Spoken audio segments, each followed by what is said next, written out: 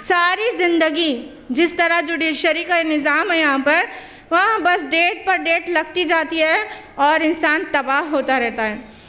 तो इस तरह हम जब अभी छोटा है तब से उसे अमानतदारी सिखाएं। एकदम छोटा है जब वो अभी स्कूल में फर्स्ट क्लास में भी नहीं पहुंचा है तब से अमानतदारी सिखाएं, तब वो अमानतदार बनेगा, तब वो सौले और नेक बनेगा। ये हरगिज़ गफलत ना बरतें। अभी बच्चा है, ये बच्चे ही बड़े होने के बाद वो कुछ बनते हैं। जब उन्हें बचपन से ट्रेन नहीं किया जाता, तरबियत उनकी नहीं की जाती, तो बड़े होने के बाद बिगड़ते हैं।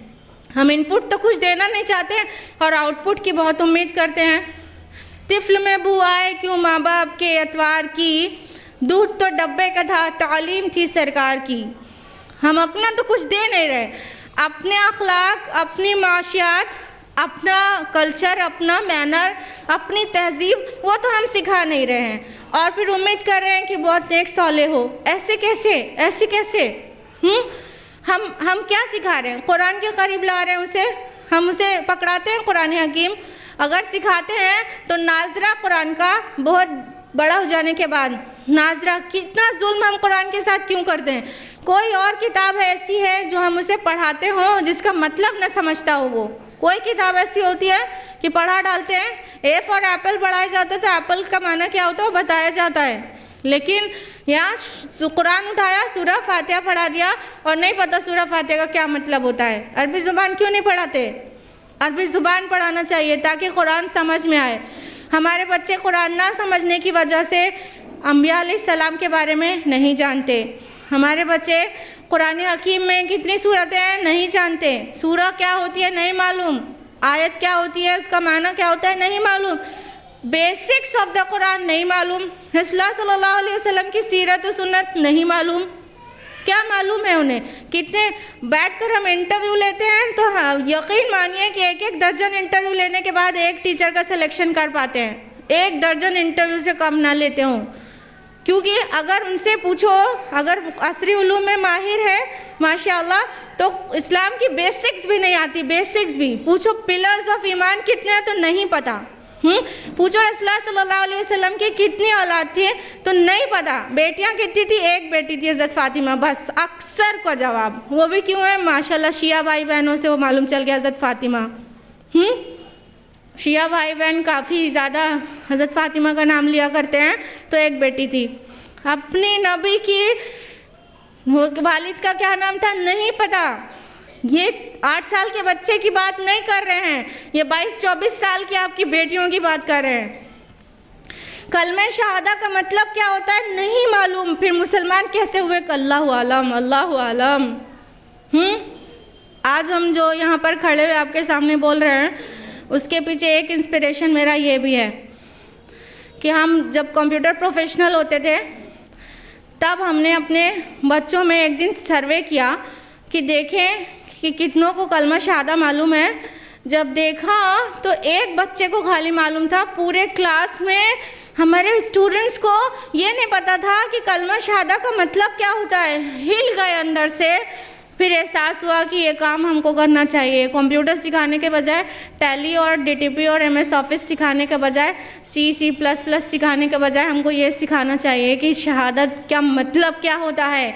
कुरान पकड़ाना चाहिए हाथ में, हदीस सिखाना चाहिए। वो एक इंस्पिरेशन वो भी था जो आज अल्लाह ताला ने इस काम को मुस्तकिल तौर पर करने की तौफीक अता फरमाई। अल्हम्दुलिल्लाह सुम्मा अल्हम्दुलिल्लाह।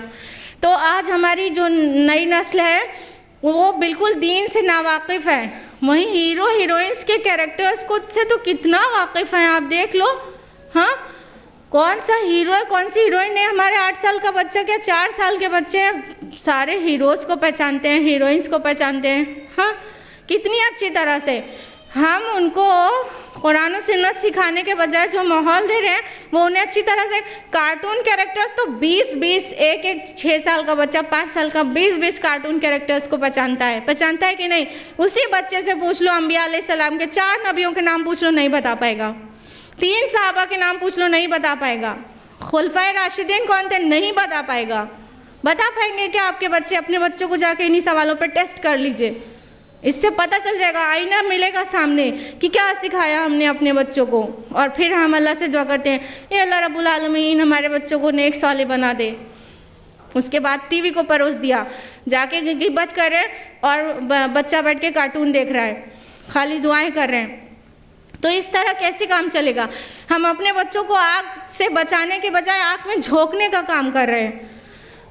जी हाँ, हम आग में झोंकने का काम कर रहे हैं, जबकि अल्लाह ताला ने आग से बचाने के लिए कहा। अल्लाह ताला का फरमान है कुरान हकीम में सूरह तहरीम सूरह नंबर 66 आयत नंबर 6 में, या अय्युहल्लज़ीना आमनू कू अनफुसकुम व अहलीकुम नारा, ए ईमान वालो, ए ईमान के दावेदारों, अपने आप को और अपने घर वालों को आग से बचाओ। वक़ूदुहन नास वल हिजारा, जिसका ईंधन इंसान और पत्थर है। क्या हम अपने बच्चों को आग से बचा रहे हैं? कितना हमने कुरान और सुन्नत सिखाई, कितना उनकी तज़किया और तरबियत की, क्या तैयारी है आखिरत की, क्या तैयारी है? अरे हम आग से बचाना तो दूर, उन्हें आग में डालने वाले काम कर रहे हैं। जी हाँ, हम खुद कर रहे हैं। क्या कहते हैं, ज़रा सा मेहमान घर में आए नहीं कि हमने अपने बच्चे को बुलाया, देखो देखो मेरा बेटा शाहरुख खान की कितनी अच्छी एक्टिंग करता है, करके दिखाओ बेटा। अब बच्चा शाहरुख खान की एक्टिंग कर रहा है। देखो देखो मेरी बेटी बिल्कुल कटरीना कैफ की तरह डांस करती है, करके दिखाओ बेटा। वो डांस करके दिखा रही है। ये आग में डालने वाला काम नहीं है तो और क्या है? हमारा रोल तो ये था कि हम अपनी औलाद को आग से बचाने का काम करते और उनको अपने लिए सवाबे जारिया का ज़रिया बनाते, ताकि कब्र में जब सोते तो आराम से सोते और बहुत सारा सवाब हमारी औलाद की तरफ से हमें पहुंचता रहता। वो उसकी दुआएं खैर, दुआएं मग़फ़िरत हमारी नजात का ज़रिया बन जाती। लेकिन हम ऐसा नहीं कर रहे। जी हाँ, औलाद जो नेक हो वो सवाबे जारिया का ज़रिया बन सकती है। अल्लाह के रसूल का फरमान है, मज़कूर है सुनन इब्न माजा जिल्द नंबर 1 किताबुल ईमान बाब नंबर 20 हदीस नंबर 241। अल्लाह के रसूल सल्लल्लाहु अलैहि वसल्लम ने फरमाया, इंसान जो मौत के बाद दुनिया में जो चीज़ें छोड़ता है उनमें 3 चीज़ें बेहतरीन हैं। एक, नेक औलाद जो मरने के बाद दुआए खैर करती रहे। दूसरा, सदक़ा जारिया। तीसरा, इल्म जो उसके बाद भी जिस पर अमल होता रहे। ये 3 चीज़ें सवाबे जारिया का ज़रिया हैं।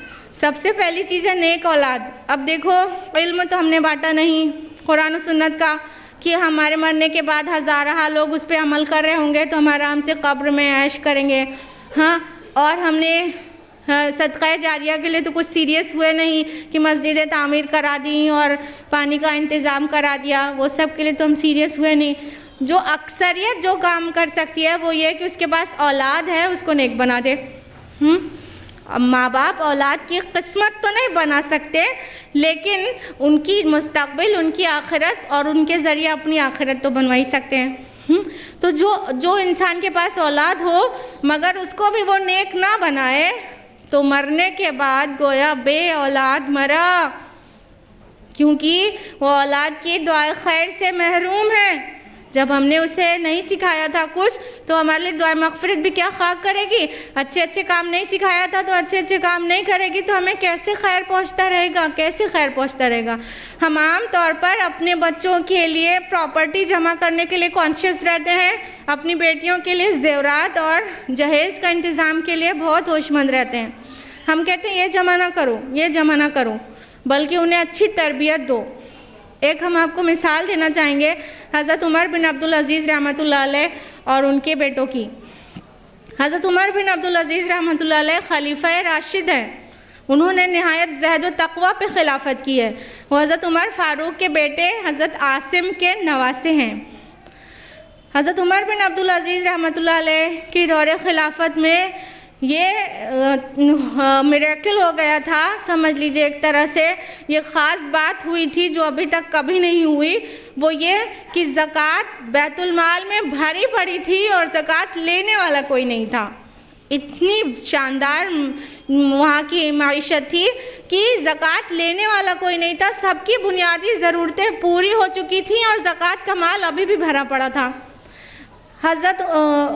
हज़रत उमर बिन अब्दुल अज़ीज़ रहमतुल्लाह अलैह ऐसे हाल में खिलाफत कर रहे थे और ऐसे ज़हद व तक़वा से अपनी औलाद की परवरिश की है कि जब बैतुल माल भरा पड़ा है तब ईद में उनके बच्चों के लिए नए कपड़े नहीं बनवा सके वो।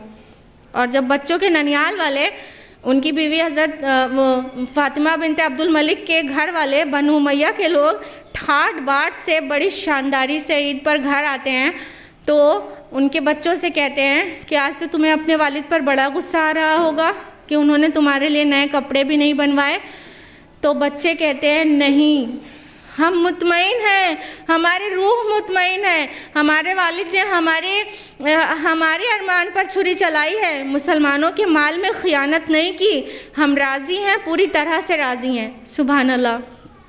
और जब हज़रत उमर बिन अब्दुल अज़ीज़ रहमतुल्लाह अलैह की वफ़ात हुई तो उसी के आसपास उनके साले, उनके बच्चों के जो मामू हैं हिशाम बिन अब्दुल मलिक, वो भी मरता है। वो तो बनु उमैया से बड़े ठाट बाट से खिलाफत की थी उसने, और उमर बिन अब्दुल अज़ीज़ रहमतुल्लाह अलैह ने बड़े तक़वा पे खिलाफत की थी। तो हिशाम बिन अब्दुल मलिक एक तरफ मर रहा है, दूसरी तरफ उमर बिन अब्दुल अज़ीज़ रहमतुल्लाह अलैह फौत हो रहे हैं। उमर बिन अब्दुल अज़ीज़ अपनी औलाद के लिए नहीं के बराबर तरका छोड़ते हैं, अपने बच्चों के लिए नहीं के बराबर, समझ लीजिए कुछ भी नहीं। और हिशाम बिन अब्दुल मलिक के एक एक बच्चों को 10-10 लाख दिरहम तरका में मिलता है, एक एक बेटे को 10-10 लाख दिरहम तरके में मिलता है। सिर्फ 30 से 32 साल के बाद वो हिशाम बिन अब्दुल मलिक के बेटे जामा मस्जिद दमिश्क की सीढ़ियों पर बैठकर भीख मांगते हुए पाए जाते हैं, और उमर बिन अब्दुल अज़ीज़ के 12 के 12 बेटे एक एक बार में 100 घोड़े अल्लाह की राह में खैरात करते हुए पाए जाते हैं। सुभान अल्लाह। वहुव यतवल्ला सालिहीन, कि अल्लाह नेकुकारों का मौला है। इसीलिए तो कहते हैं अपनी औलाद के लिए प्रॉपर्टी और बैंक बैलेंस और जहेज़ और जेवरात मत इकट्ठा करो, मत जमा करो, उनको मत तोहफे में दो। अगर देना ही है तो बेहतरीन हदिया तालीम और तरबियत है, बेस्ट गिफ्ट है पेरेंट्स की तरफ से, वो अच्छी तालीम और तरबियत है। तो अपनी औलाद को ये देने की ज़रूरत है।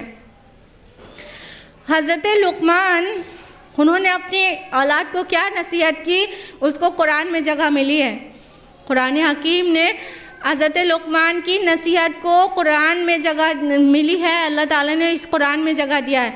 अभी आपने तिलावत और तर्जुमे में उसे सुना, अभी थोड़ा सा हम तफसील में जाएंगे, बहुत थोड़ी सी तफसील में।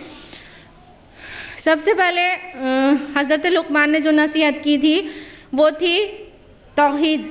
सूरह लुक़मान सूरह नंबर 31 आयत नंबर 13, या बुनैया ला तुश्रिक बिल्लाह, ए मेरे बच्चे अल्लाह के साथ शिरक ना करना, इन्ना शिरका ला ज़ुल्मुन अज़ीम, बेशक शिरक ज़ुल्म अज़ीम है। सबसे पहली बात जो हज़रत लुक़मान ने कही, पहला सबक वो था तौहीद के मुतालिक कि ऐ बच्चे शिरक ना करना कभी, शिरक ज़ुल्म अज़ीम है, अल्लाह को एक जानना। क्या हम अपनी औलाद को तौहीद का सबक पढ़ाते हैं?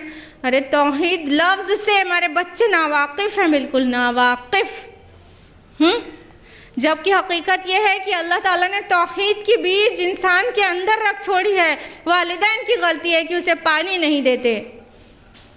तो ज़रूरत इस बात की है कि हम अल्लाह की वहदानियत का एहसास कराएं अपने बच्चे के अंदर। जब वो तौहीद परस्त होगा तो सबसे ज़्यादा कॉन्फिडेंट नज़र आएगा, आप देखिएगा। सबक नंबर 2 हज़रत लुक़मान की तरफ से वो है आखिरत। सूरह लुक़मान सूरह नंबर 31 आयत नंबर 16, ऐ मेरे बच्चे अगर कोई चीज़ राई के दाने बराबर हो और हो भी किसी चट्टान में या ज़मीन में या आसमान में, अल्लाह उसे ला हाजिर करेगा। बेशक अल्लाह ताला बड़ा बारीक बीन और बाखबर है।